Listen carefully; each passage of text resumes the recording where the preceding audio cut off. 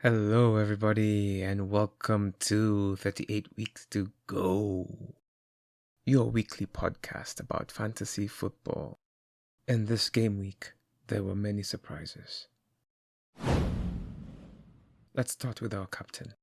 Haaland, 4 points. Man City versus Wolves. That Korean guy, Huang. Pep will definitely know his name now. Manchester City 1, Wolverhampton Wanderers 2. In the preview show, I said that I believe that Wolves will score and that I was going to move Edison to the bench and bring on Areola.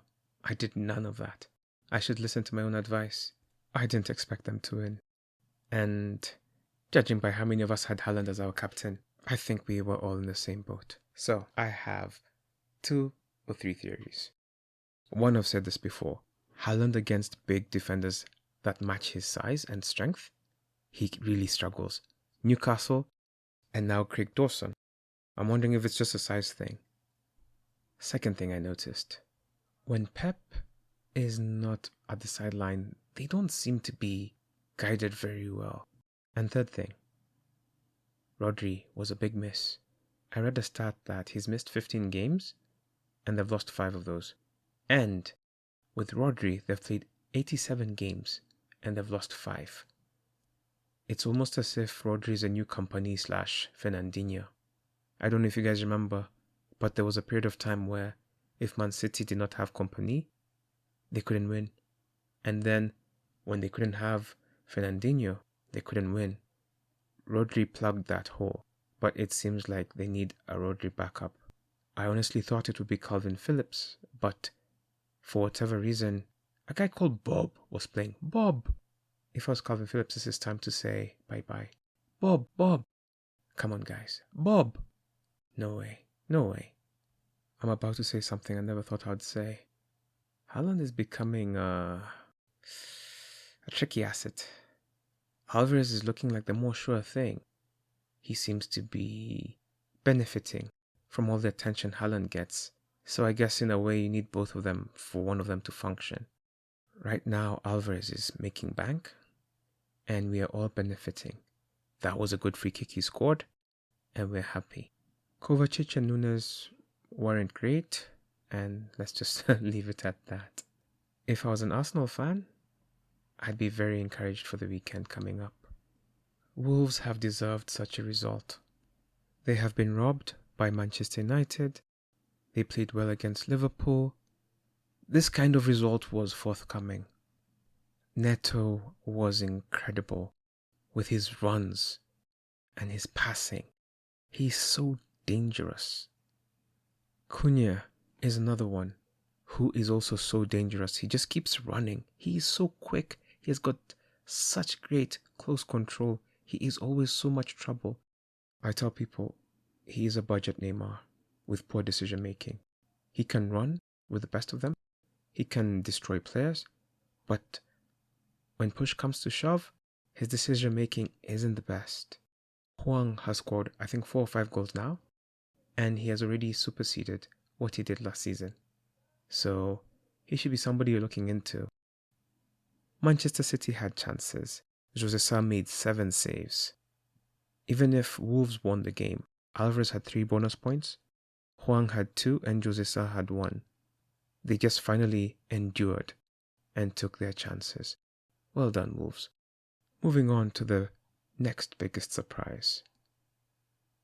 Aston Villa 6, Brighton 1.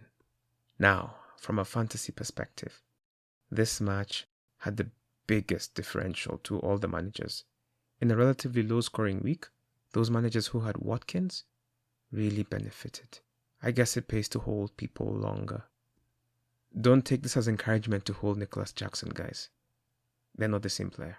I had said in the preview pod that I believed Brighton wouldn't be able to win because Emery has more experience and De Zerbi does not know how to balance the two squads in terms of Europe and the Premier League.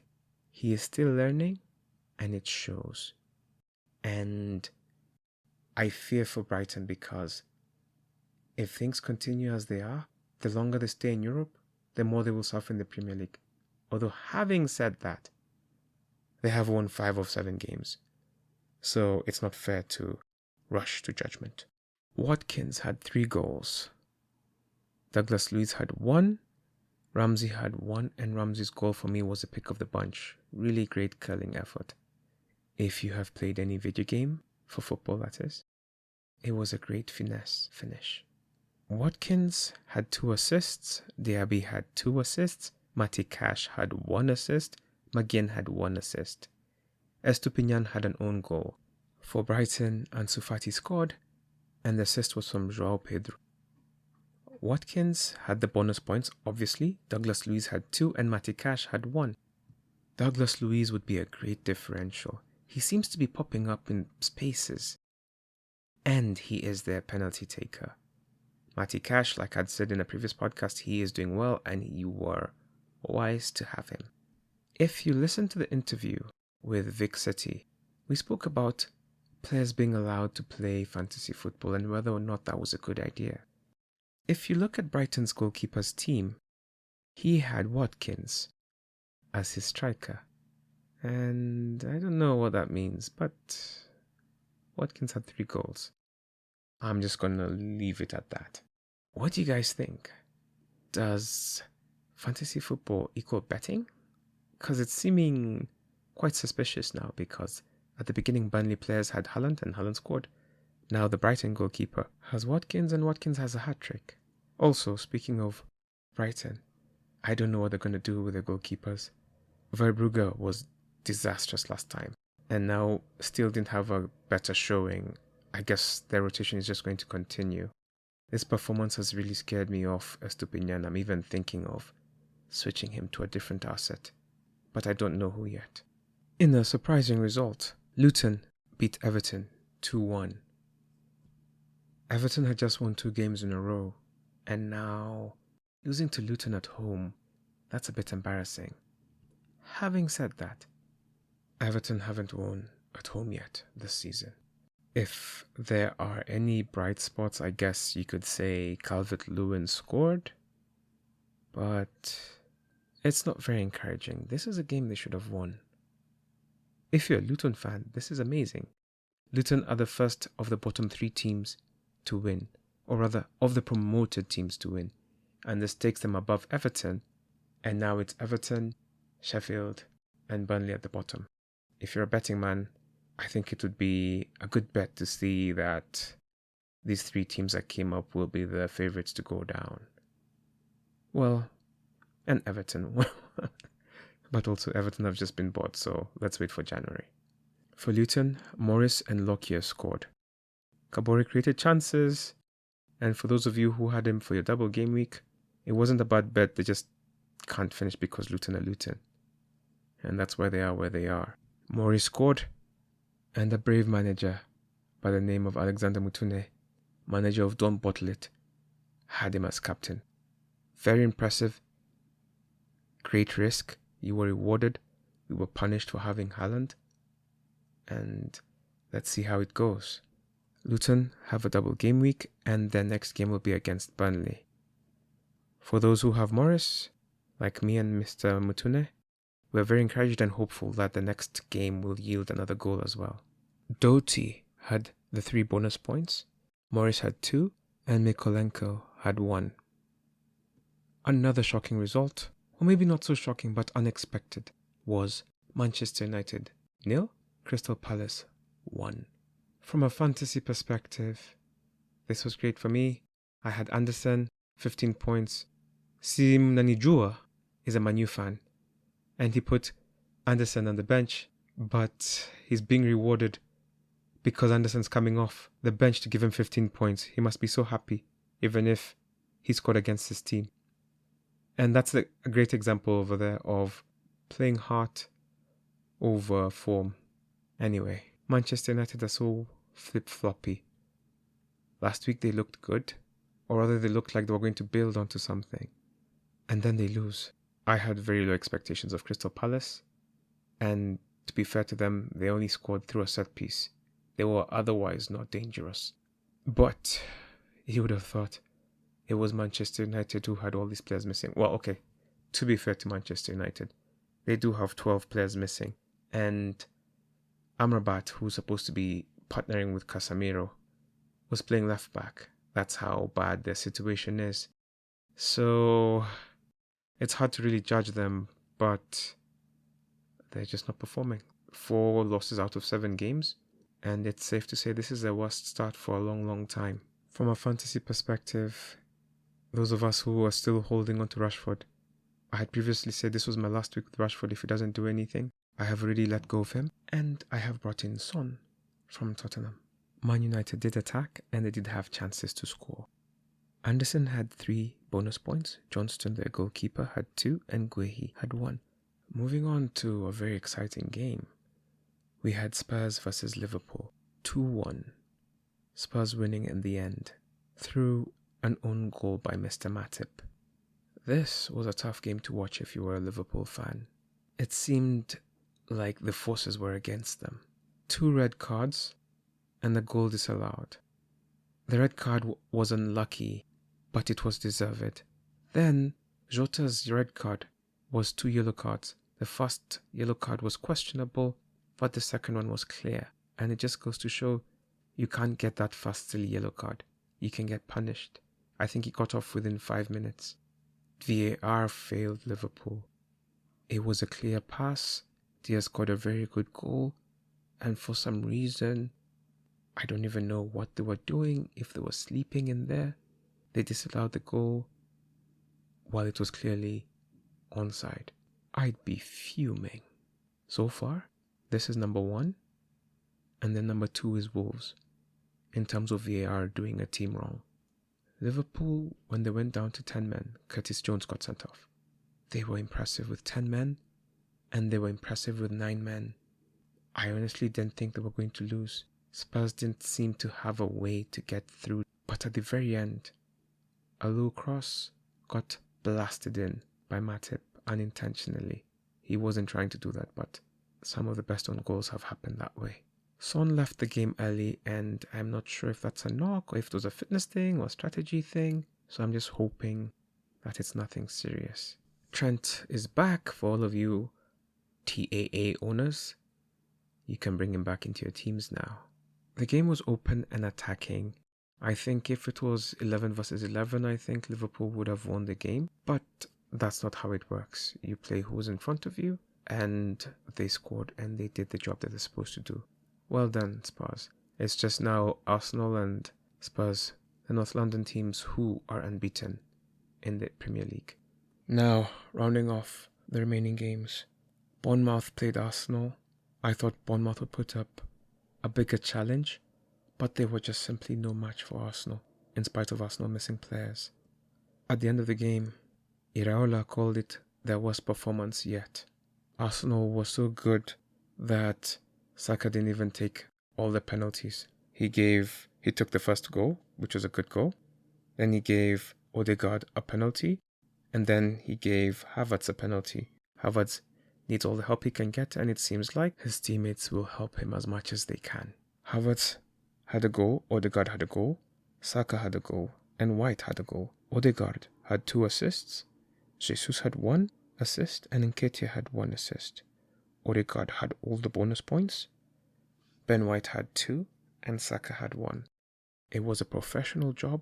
Arsenal look ready for Champions League, and look much more ready for Man City than Man City look ready for them. Newcastle versus Burnley. This was another professional job.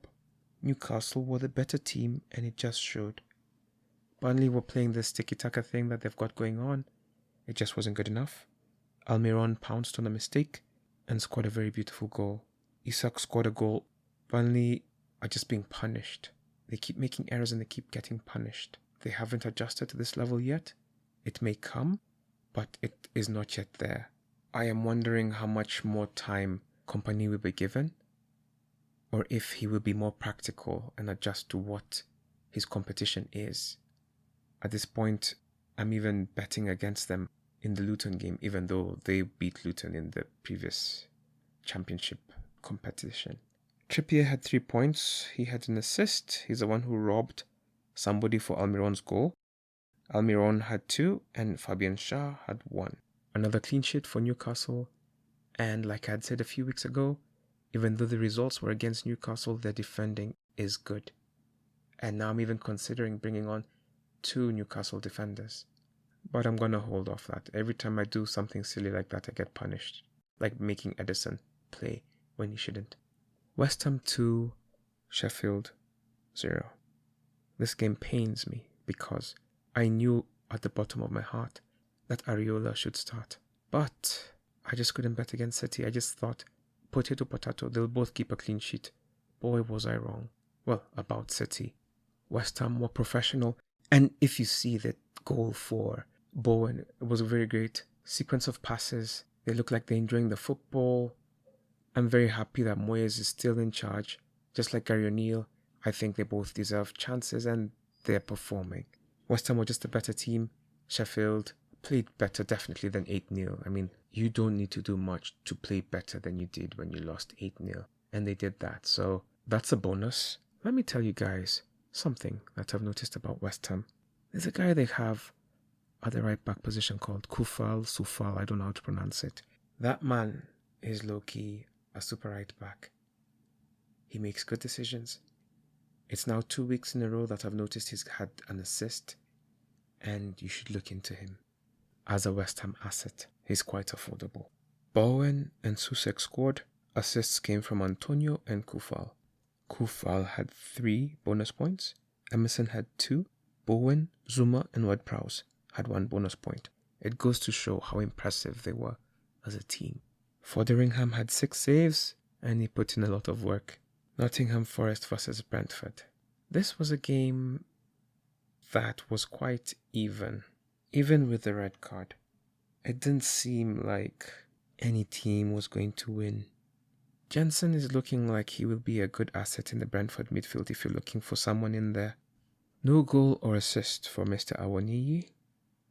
Dominguez scored for them with an assist from Toffolo. Norgard scored for Brentford with an assist from Jensen. Dominguez had 3 bonus points. Norgard had 2 and Jensen had 1. Our boy Mr. Mbomo was quite absent, and I'm sure many of you are losing faith in him, and I wouldn't blame you. Let's see what happens. Let's hope they pick up their form. As I record this, Chelsea and Fulham are playing. Chelsea are leading 2-0. I know, I'm as surprised as you are. Mudryk has even scored. Broja has scored as well. Mudryk has been subbed. It seems he's injured, so don't rush to bring him back in case you had removed him. But of course, you know better than to bring him back. I feel comfortable recording this pod because I know, Sterling isn't playing. Apparently he had some kind of bug, so he didn't even start this game. And he was going to be the major differential. And so it's safe to say that teams aren't really going to change from what they are unless he comes on with fire. But Fulham don't seem to be threatening in this game. Of course, it's still early and football is a game of 2 halves. And if Wolves and Sheffield are anything to go by the time it reaches the 90th minute, the game could change on its head. So, let me read you some facts. Ollie Watkins has returned in 8 of his last 10 games. That's 5 goals and 7 assists. This is at Villa Park. He hasn't blanked at Villa Park since Gameweek 33. So, basically, if it's a home game, count Ollie Watkins in. Saka registered his 7th goal involvement of the season.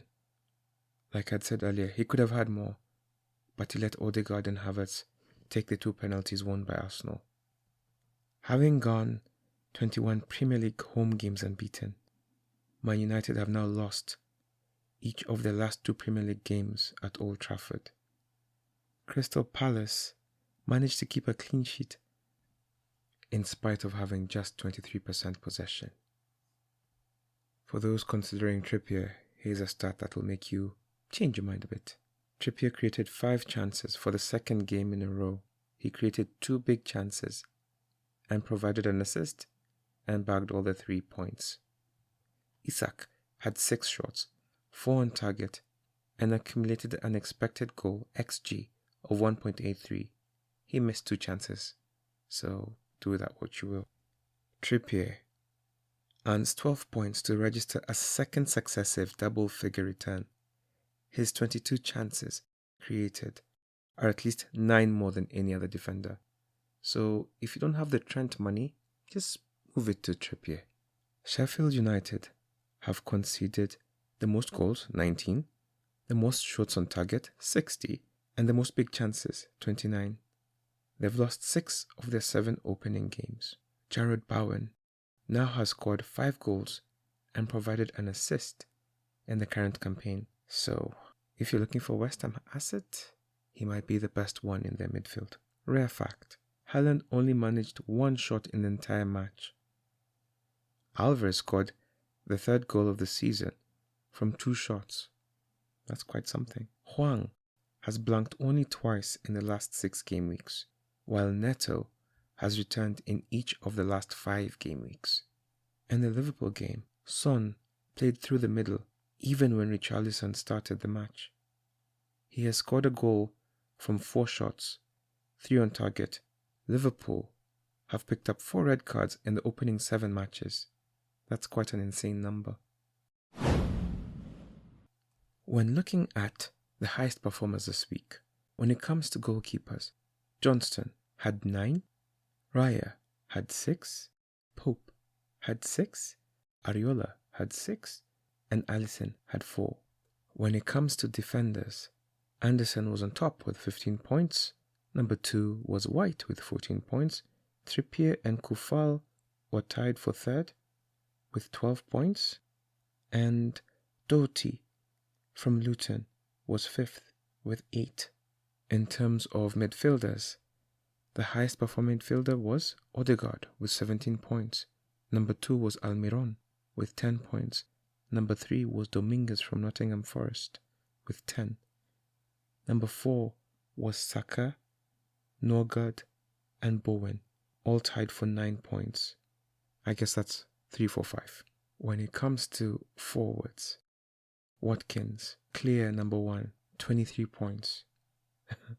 Number 2, Morris, 8 points. Number 3, Alvarez, 8 points. Number 4, Gakpo, 7 points. Number 6, Calvert-Lewin and Isak tied with 6 points. The game week isn't over, so it's hard to know what the average points will be, but I will be guessing it'll be somewhere in the either mid to late 40s or early 50s. Looking at the top 10, apart from Mr. Mutune, everyone captained Haaland.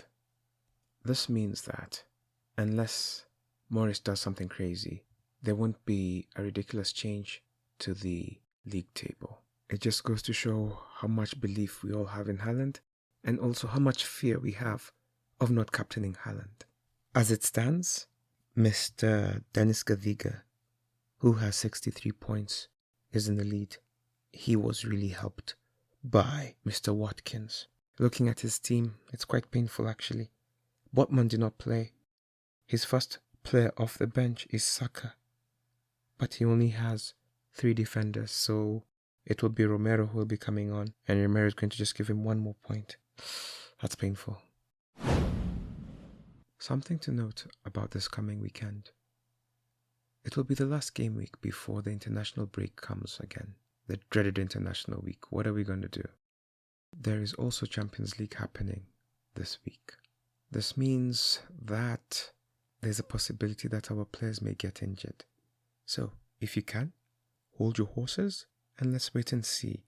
If you have 2 transfers, don't use both of them. Save it, because the international break will come and there's a possibility that that will bring injuries or delays, like last time when Estupinian came late and other South Americans. So just don't rush to make subs unless you have injuries. Brighton are playing Liverpool. This should be an interesting game. Mitoma utterly destroyed Trent Alexander-Arnold last season in this fixture. In both, actually. He really exposed him. It's not clear whether Trent would play, but I wouldn't blame Klopp for letting him rest to recover, you know? let him rest, let him recover from his injuries. I think Liverpool are the better team, but given the absences in Europe, I'm quite curious to see what kind of squad will line up on Saturday when they meet. It could be a quite interesting game for Liverpool. However, De Zerbi doesn't know what his best team is. He doesn't know how to balance his squad, and this game could really go either way. I definitely expect Liverpool to score. So Estupinian will be taking a break from my squad. West Ham versus Newcastle. That will be an entertaining game. It will be a game of tactics. I wouldn't be surprised if this is a high-scoring game or if it's 0-0. I'm really curious to see how this goes. I'm going to stick with Trippier in my team because I'm confident in what I've seen from him so far. But also if I had West Ham assets, I wouldn't have lost faith in them either. I think Newcastle are the better team. Both of these teams will be playing in Europe, and should they come out unscathed, I'm going to bank on Newcastle.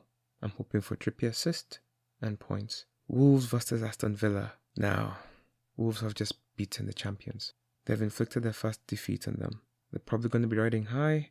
I wouldn't be surprised if Wolves beat Aston Villa.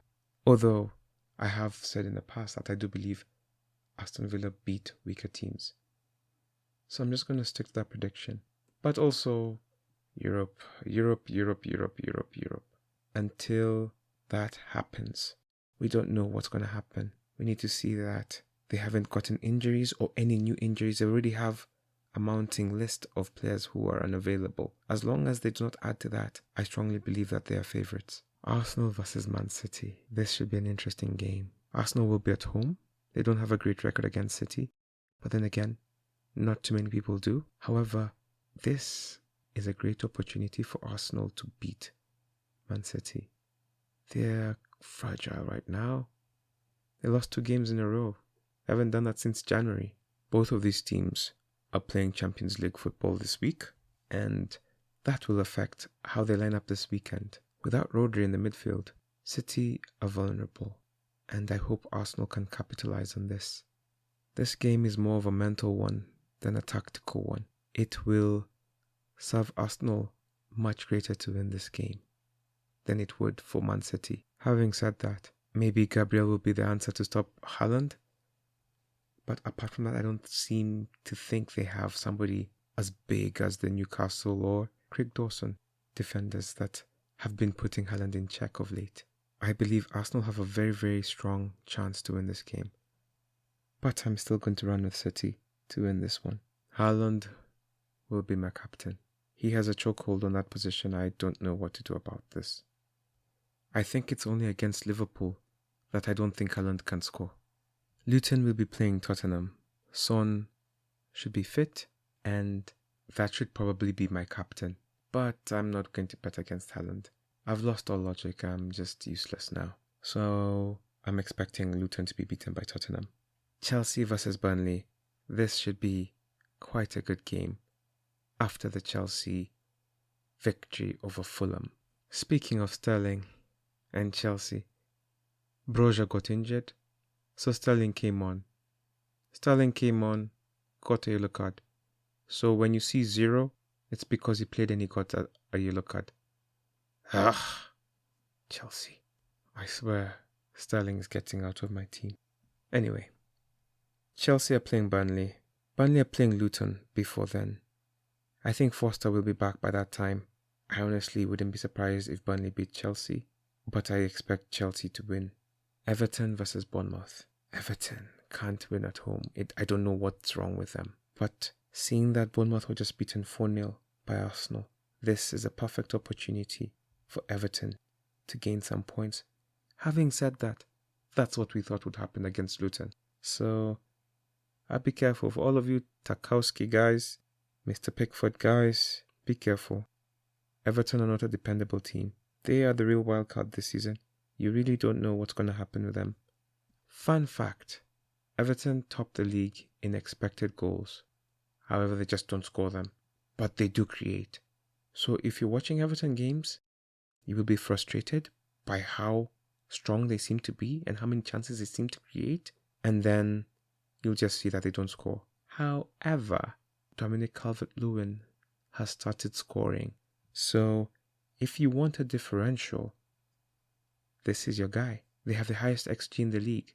He is bound to score goals. Fulham versus Sheffield. This is where you Leno owners are going to be happy. It should be a clean sheet. Sheffield are crumbling in slow motion. I don't know who will score for Fulham. They don't seem to be able to score. Even this Chelsea game, they were struggling to create. Maybe Pereira. It's definitely not Raul Jimenez. Or maybe this is a game he will come good. Who knows? But a clean sheet?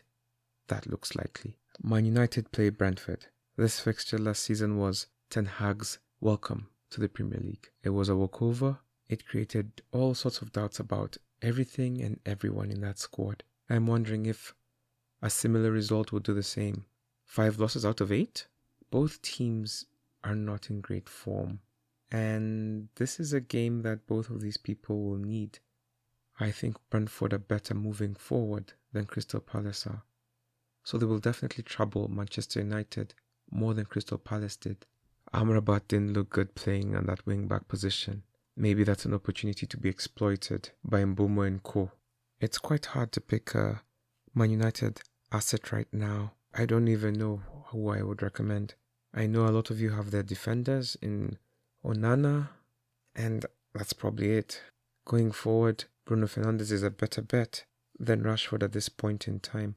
Rashford seems to be lost. He doesn't press. He gets lost. I don't know. I watch him and I feel very sad because I feel like I'm being scammed. He is not the player he was last season. Højlund looks hungry and he looks like he will play and he will give it his all. If I was Ten Hag, I'd probably start with Garnacho and Pellistri. At least they fight. They seem to want it. Rashford seems to be resting on his laurels. He doesn't press, and this man wants his team to press. I don't know how that situation will last. Brentford are finally looking like they miss Ivan Toney. And so Janelt, Jensen seem to be their strongest options in the midfield. They have a bunch of injuries as well, and so it's hard to know how that team will line up at the end. But that whole combination of Jensen, Janelt, Wissa, and Mbeumo, those 4 are the best chances for anything good to happen in this team.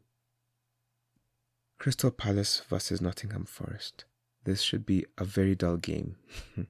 Crystal Palace beat Manchester United, but they didn't offer much. Nottingham Forest will be much more threatening than Manchester United were. Maybe it's time for Awoniyi to come back, but they have such a deep squad, it's really hard to know who's going to play and who's going to do what. This has got like 0-0, 1-1, 2-2 written all over it. As it stands, our league table has Leon Mortier. Why are you running? Still in the lead. Well done for holding the lead, bro. At 448 points. 2 points behind him is Mike Wow with 043 boys. 1 point behind him is El Capitan, but with a point coming on, they will be tied for number 2. At number 4 is Vex City with 432 points. At number 5 is Cheese Garnachos from Control-Alt-Delete.